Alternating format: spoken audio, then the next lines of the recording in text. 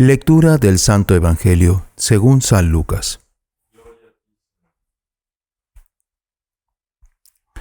En aquel tiempo, como todos comentaban admirados los prodigios que Jesús hacía, éste dijo a sus discípulos: «Presten mucha atención a lo que les voy a decir. El Hijo del Hombre va a ser entregado en manos de los hombres». Pero ellos no entendieron estas palabras, pues un velo les ocultaba su sentido y se las volvía incomprensibles, y tenían miedo de preguntarle acerca de este asunto. Palabra del Señor.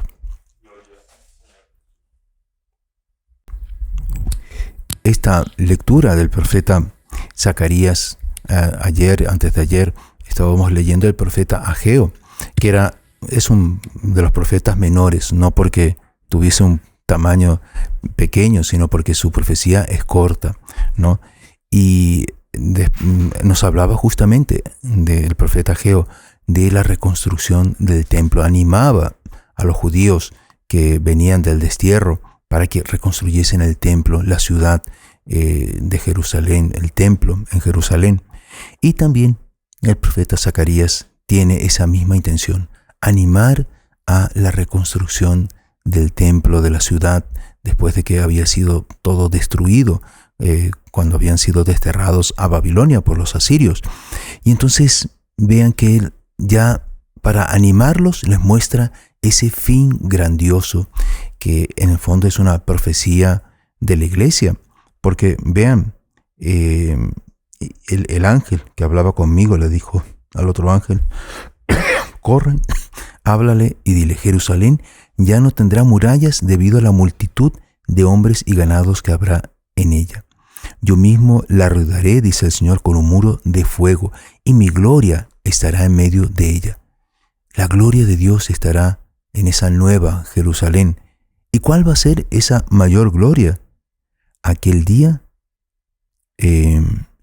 vengo a vivir en medio de ti, dice el Señor. ¿Cuándo se dio esa profecía de una forma más absoluta, de una forma más grandiosa? Es cuando nuestro Señor Jesucristo se encarnó en la naturaleza humana y vino a vivir, a compartir nuestra vida humana, a estar presente en nuestras dificultades, a curar los enfermos, resucitar los muertos, sobre todo hacernos miembros de su cuerpo místico, que es la iglesia. ¿Qué mayor unión con Dios nuestro Señor? ¿Qué mayor es uno de los misterios de nuestra fe? Es tan grandioso, supera cualquier imaginación, cualquier razonamiento humano, que es justamente que Dios, siendo eterno, se haya encerrado, por así decir, en una criatura, y no solo eso, haya venido a derramar su sangre por amor a nosotros para pagar nuestro rescate. Entonces vean qué alegría esto debe darnos, ¿no? Y cómo nuestro Señor no solo nos fundó la iglesia, vivió entre nosotros, sino se quedó con nosotros en la Eucaristía. Por eso venimos con tanto ánimo, con tanta alegría, ¿no? Alimentarnos de su cuerpo, de su sangre. Los que no podemos comulgar sacramentalmente, hacemos por lo menos nuestra comunión espiritual, que no tiene un valor menor. Y justo, ¿por qué? Porque Él, como lo dice el Salmo, Él es nuestro pastor. El Señor es nuestro pastor y nos carga sobre sus hombros, nos da fuerza, nos santifica, en fin, con su presencia sacramental, por ser templos del Espíritu Santo, con el bautismo, ¿no? Está la Santísima Trinidad, el Padre, el Hijo y el Espíritu Santo en nuestras almas. Pero vean que entre tanto esta grandeza de esta vocación que tenemos como cristianos, como hijos de Dios, pasa también por la prueba, pasa por el sufrimiento, por la renuncia. Y por eso le dice en este Evangelio a los apóstoles: presten mucha atención a lo que les voy a decir. El Hijo del Hombre va a ser entregado en manos de los hombres. Claro, les profetiza, les anuncia la pasión que él habría de sufrir. Y ellos no entendieron estas palabras. ¿Por qué no entendieron? Porque no querían entender. Un velo les ocultaba su sentido, ¿no? Y tenían miedo de preguntarle acerca de este asunto. ¿Por qué no querían preguntarle?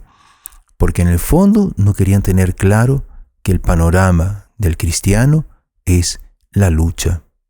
El cristiano siempre, pero en los días de hoy más especialmente, es perseguido, es odiado, es mal visto, ¿no? ¿Por qué? Porque justamente nuestro Señor, si fue perseguido, si fue crucificado, también nosotros tenemos que darnos cuenta que hay un odio de los infiernos, un odio de los secuaces, un odio del mundo actual en el cual vivimos, en donde la virtud es escarnecida, ridicularizada, perseguida. Es solo salir a la calle, ver cómo las personas se comportan, se visten, los anuncios, en fin, toda esa trepidación en donde el mundo moderno vive, en donde se proclama constantemente: Dios no existe, cada uno puede vivir como quiere, porque no hay un fin sobrenatural, no tendremos que prestar cuentas de nada. Esa es la realidad que tenemos que ver con objetividad, pero también con mucho ánimo. ¿Por qué? Porque, como nos dice nuestro Señor en algún trecho del Evangelio, el cielo es de los violentos, no de los violentos en el sentido que vamos a estar pegándole a los otros, en el sentido de aquellos que hacen fuerza, hacen violencia contra sí mismos y contra aquellos que de alguna manera persiguen la fe, en el sentido de defenderla, luchar por la fe. Y ese es justamente el ejemplo que nos dan los santos. Hoy que conmemoramos, ¿no?, San Vicente de Paul, él tuvo que purificarse, no fue santo desde el inicio. Él era de una familia muy humilde, campesina, pero entre tanto tenía un alma grande, quería, y en fin, era muy bien dotado, incluso intelectualmente. Y una vez, para costear sus estudios, como era pobre, una condesa le dio le dejó un legado, pero él tenía que ir a Italia a recogerlo. Cuando fue el documento para recoger el legado, el italiano le mandó tres sicarios, por así decir, que lo apalearon, lo golpearon y bueno, se quedó sin nada. Se dio cuenta de que no le iba a ver, no le favorecía, digamos, Dios con ese legado. Se volvió en barco, ¿no?, a Francia, y lo atrapan unos piratas musulmanes. Está 2 años, ya era sacerdote, está 2 años prisionero en el norte de Argelia, pasa de una mano a otra porque lo iban vendiendo, llega a las manos de un renegado. Era un cristiano que se había renegado de la fe. Se da cuenta, comienza a ser apostolado, lo convierte, ¿no?, lo reconcilia con Dios, y al final le da la libertad y se escapa, digamos, y vuelve a Francia.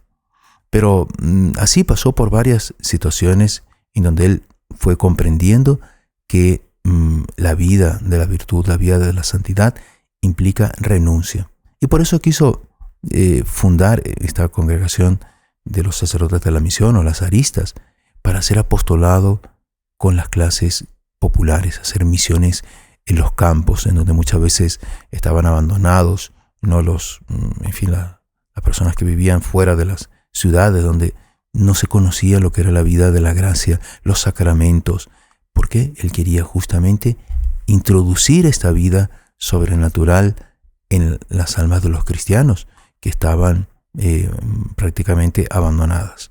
Entonces pidamos, ¿no?, a San Vicente de Paul comprender que nuestra vida como cristianos es una vida de lucha, pero que no estamos solos, estamos acompañados por aquel que es el buen pastor, que no solo nos alimenta con los sacramentos, sino que está dentro de nosotros.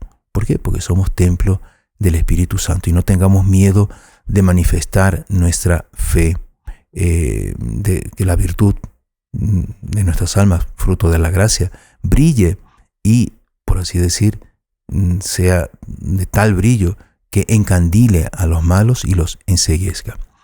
Alabado sea nuestro Señor Jesucristo. Por siempre sea alabado.